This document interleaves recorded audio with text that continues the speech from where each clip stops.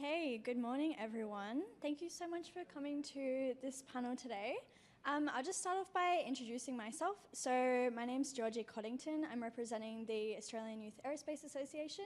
I'm filling in for Katie Mauser. Unfortunately, she had a health emergency and she couldn't make it.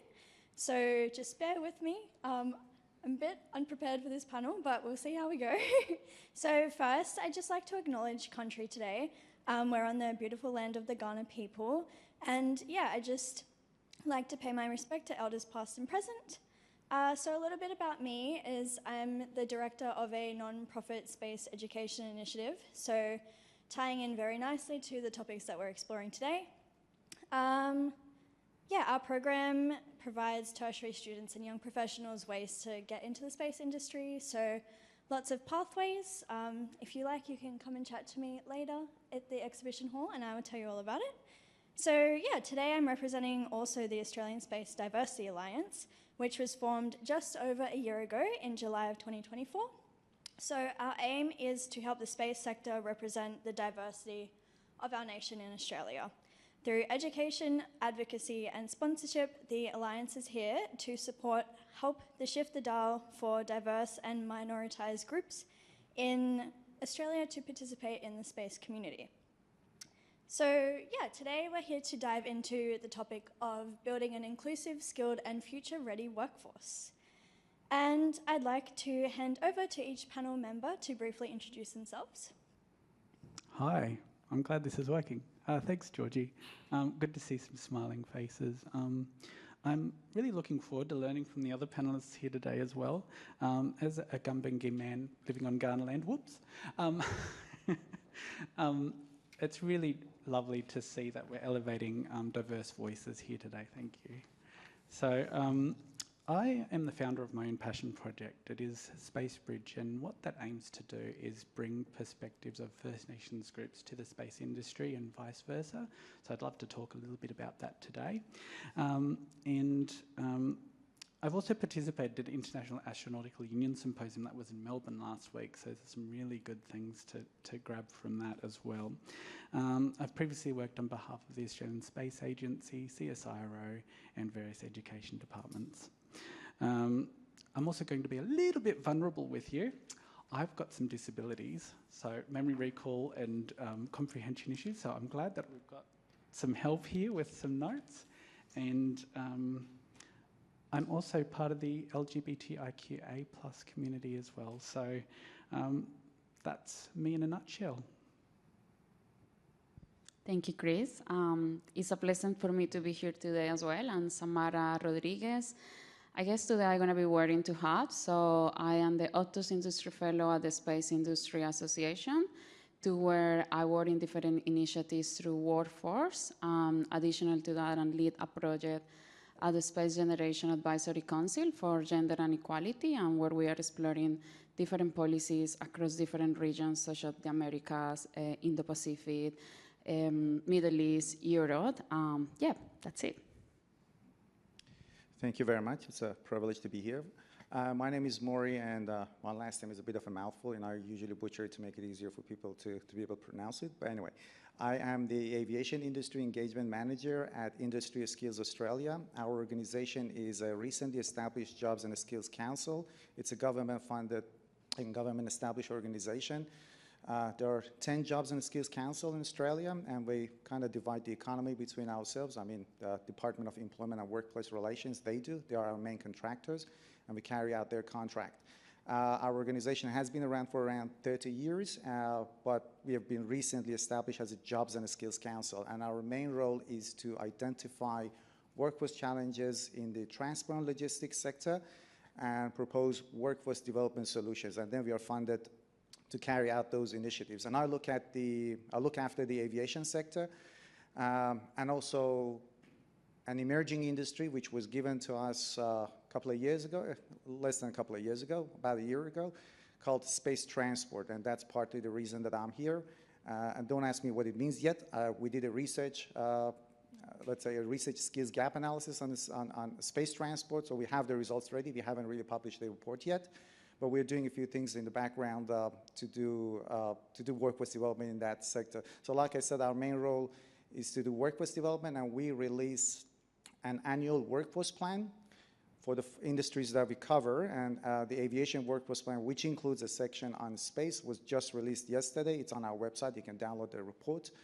And then we highlight some of the initiatives or some of the projects that we're going to consult with industry and hopefully carry out in the future. Lovely. Thank you all so much for introducing yourselves. I'm just going to add on as well. I also have a disability, which affects my memory, which is why I also have notes. So, yeah, welcome everyone. Thanks so much for being here. As you can probably gather, our panel today explores challenges and opportunities that sit at the heart of Australia's space future. So how do we build a skilled, inclusive and future-ready workforce? Inclusion obviously isn't just the right thing to do, it's a strategic advantage and imperative. So I'd just like to ask all of our panelists, what does diversity mean to you? Do you want to start, Zamara? Yeah, I can start. What is diversity? So to answer this question, I would like to begin by saying that we need to diversify the concept of diversity. We reduce diversity to just gender and ethnicity, but diversity is just much broader. It's about bringing together people with different ways of thinking, different experience, different backgrounds, disciplines, and problem-solving approach. In the context of diversity, space means genders, a culture, and geography, but also means including people with different educational pathways, people with different careers as well, people from regional and remote areas, career changes as well, First Nations peoples, neurodiverse talent. The reason why this is important is because when we apply this, we are not just unlock fairness, but we also are bringing real innovation in a space where we are facing more of the most difficult problems. We cannot relive in only one approach or in narrow approach, so that's the way I think. And also a recent study from the University of Arizona knows that space companies, like include diversity and everything, have a 13% gender greater productivity, 8.8% innovation, and 8% employee retention. So I guess when a company is applying those kind of principles in their organization, that is going to allow for increase as well from a business perspective. And additional to that, recent studies say that Gen Z, for example, they are more attracted to companies that are including in their policies gender and equality and all these kind of policies. So I think this is an invitation for all of us today to start thinking about that as well. All right, those are some great little points to note. I like to think of diversity and unity, which are sometimes opposite concepts, together. And I think this is best highlighted by Enrico Palermo, head of the Australian Space Agency. He said something along the lines, and you may have heard him say this, is it's accessing space is like a team sport. And when we think of a team sport and we think of big events, what I think of is the Olympics, whether it be the Summer Olympics, Winter Olympics, or Special Olympics. And so what we're doing is we're bringing lots of different people together with lots of different backgrounds and lots of different abilities in different areas and bringing them all together. Yes, each country is bringing their athletes for their own national pride, but they're coming together in unity for that big event and coming together. So it's really good to see that sort of diversity come together. And also, on another level, we've got the International Space Station as well, where we've got lots of different nations coming together, working on projects. Yes, they're working for their own interests, but they're coming together and working really, collaborating really well. So that's what I see as diversity. Thank you. I don't know if I have much to add because most of the main points have been touched upon. I just may want to come up with a couple of examples. I myself did a degree in social sciences, and the last thing I imagine for myself to work in the aviation sector, but I am working in that sector, and I think it's more or less the same in the space sector as well. There are lots of conceptions and misconceptions about diversity and also space industry, that you need to be a highly technical, nerdy scientist or astrophysicist or engineer to be able to work in that sector. But if you go to any company that works in that domain, there are people who have studied law, business, social sciences. They're doing policy analysis. They're working on legal frameworks, and they are working in the space industry. So it's about bringing people from both different levels of education and different fields of education as well.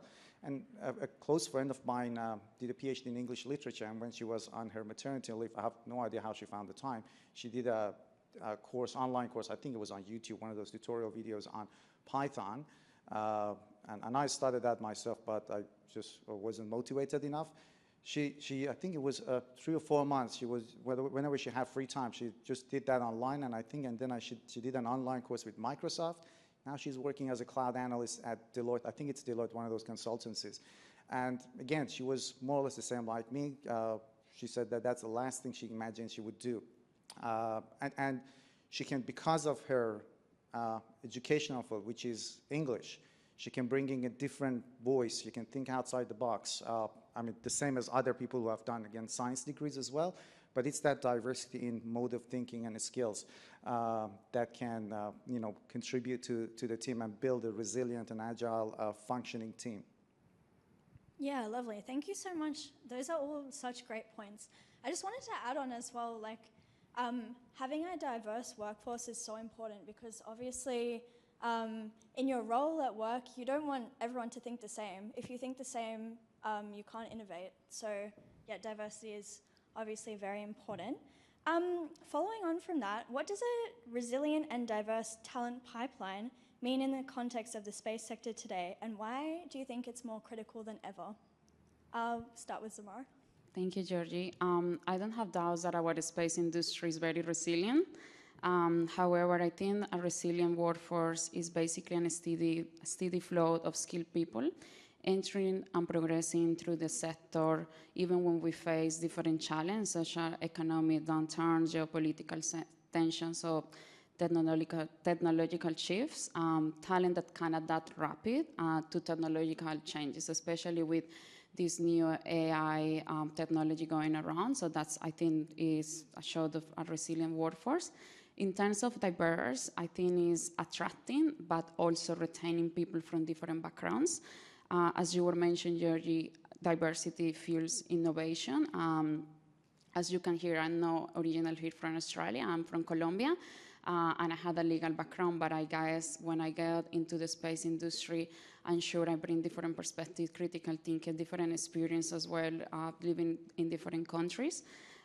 What is so important? Well, it's different factors like playing around, but I will name 3. The first one is the rapid growth of the global competition that we are facing.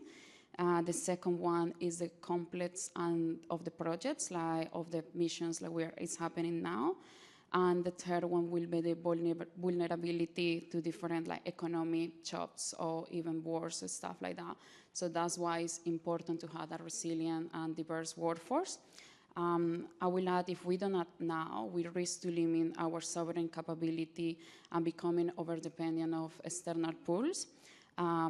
How we address this issue, basically by investing in different pathways, different CPD programs for our space ecosystem, extend our outreach and cross-sector collaboration. Currently on my role, I'm truly a strong advocate for like cross-sector collaboration is one of the easy and fast ways for us to address the workforce challenge that we are facing now at the space ecosystem. Lovely. Christian, do you have anything to add? Yeah, I'll add a little bit. I echo sentiments of Zamara here, particularly when you're talking about sovereign capability and sort of bridging a gap in those skills that we need for the space industry. I also contend that you can't have a resilient workforce without diversity. So if we look at a few examples, let's think of a workforce that's potentially mostly men or potentially mostly women or potentially mostly absent of sort of those gender diverse identities. You get certain attitudes in those workforces and you get certain, what shall we say, certain attitudes and you've got certain experiences and ways of working, but when you don't have people of diverse backgrounds in those workforces, what happens is that you those restricted sort of attitudes become a problem.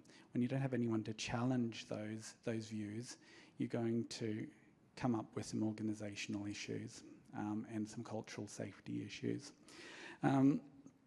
Another example is that with, I'm going to talk about the US for a second. So for NASA, when there's an announcement that they're going to sort of basically get rid of the diversity, equity and inclusion and access programs, that's going to be an issue for the US in terms of capacity going forwards. What I think is probably going to be an issue for capacity of skills.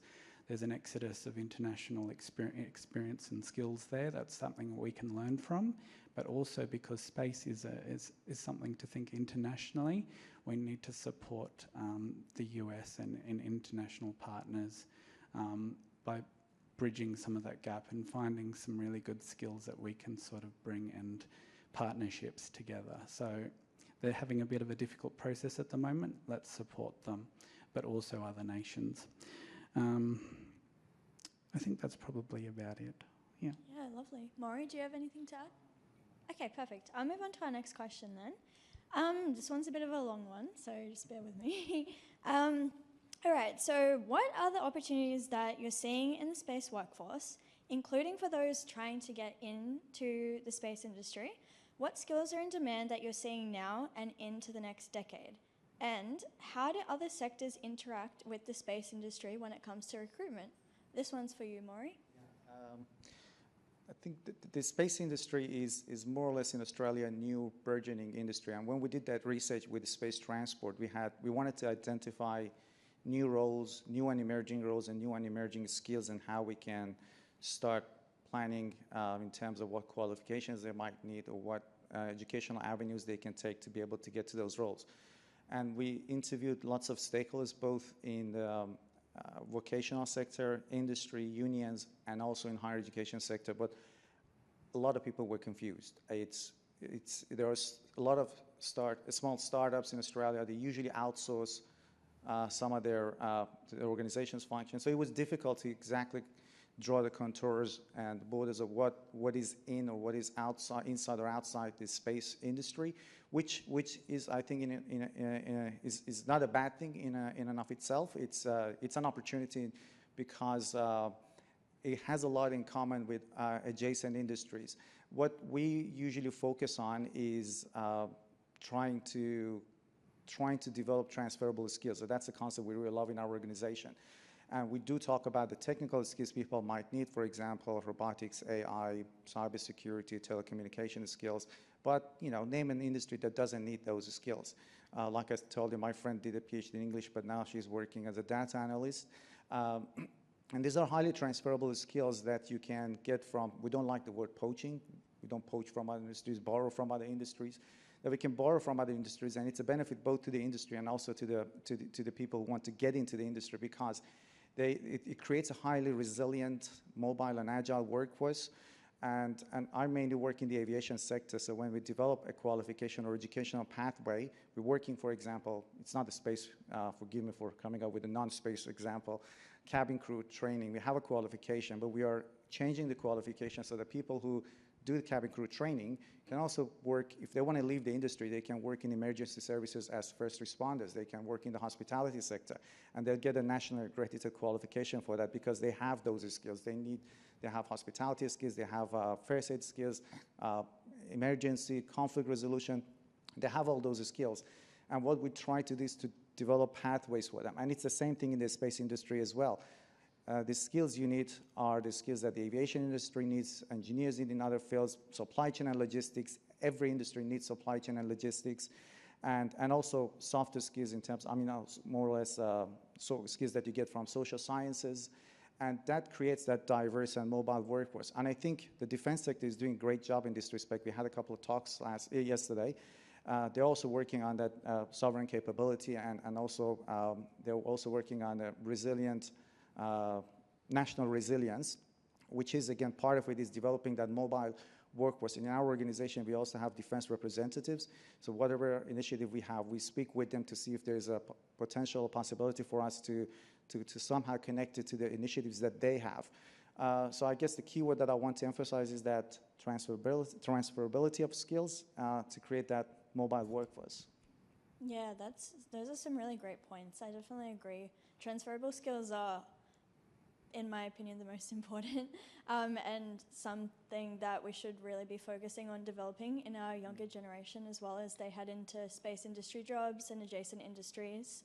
And if I may just add, sorry, I've been with my organization for 7 years. I started as a researcher because I did social sciences, now working in the aviation sector. And jokingly, my manager told me that I didn't want to employ you for, I saw your resume. I wasn't good at writing the resume, but I'm good at the interview. But in the interview, I was able to talk. I had absolutely no experience in research in the industry. I had no idea what the technical terms or where to go for the information. But I had the core skills, which were the research skills. So I was able to transfer those skills. And then I ended up in the aviation industry. And I can pass off as an expert with non-experts for 3 minutes maybe, because I know enough about the regulations and some technicalities. But it's all about being able to use the skills you have in the previous field and then bring it to the new field. And then, of course, you need to rely on SMEs and technical experts. Yeah, exactly. Zamara, Kristen, do you have anything to add? Yes, well, definitely the space industry team, we need to learn from other industries as well for these transfer of skills. So I will say for your question, Georgie, if it's any students at the room like are looking to get into the space industry, I will say the best advice is just I started in the space ecosystem as a volunteer. So I started doing a volunteer program with the Milot Academy. And then after that, I joined to ASTRA. I was part of the Generation Advisory Council, all of those positions as a volunteer. Because it's not only say, oh, I like space is cool. You need to show like your passion for space. So that is one of the key elements or advice like I give to people. In terms with the skills, lack of skills like we are facing, I will say, well, we basically in our space ecosystem, we lack of mostly all the skills, especially those related to AI and data analysis, robotics, and in-orbit serving capacity. But beyond those technical skills, we also need people with strong backgrounds in like policy, marketing. Like we in space is this ecosystem, and we need everyone. That is the message like I also always try to send to people with background in accounting or law. So that for that part of the question. In terms of how we can collaborate with other sectors, so mining for me bring expertise and remote operations and robotics. Defense also is critical in terms for mission assurance, and IT for the cybersecurity issues like we are already facing in our sector. So as you were mentioning, Georgie, I do agree like cross-pollination from other industries is necessary. Because again, that is going to bring a diverse thing, and it's going to be more like people with more critical thinking to like face different problems. Yeah, perfect. Thanks so much for that, Zamara. Now we'll just move on to our last question because we're running out of time a bit, but that's okay. Lovely conversations happening. So this one's directed at Christian. Very important question. What are some of the initiatives to support attraction and retention of underrepresented groups, including women, First Nation peoples, and neurodiverse individuals? How can the space industry promote diversity and inclusion to attract and retain a talented and diverse workforce? That's a long question. That is a long question. All right. So I can possibly best speak to when we're talking about First Nations groups. So I would like to talk a little bit on some of the recent survey results that we've had with the 2024 Space, Spatial and Surveying Inclusive Employer Index, and then quickly go on to a shining example that Australia and space industries worldwide can learn in terms of retaining underrepresented First Nations groups.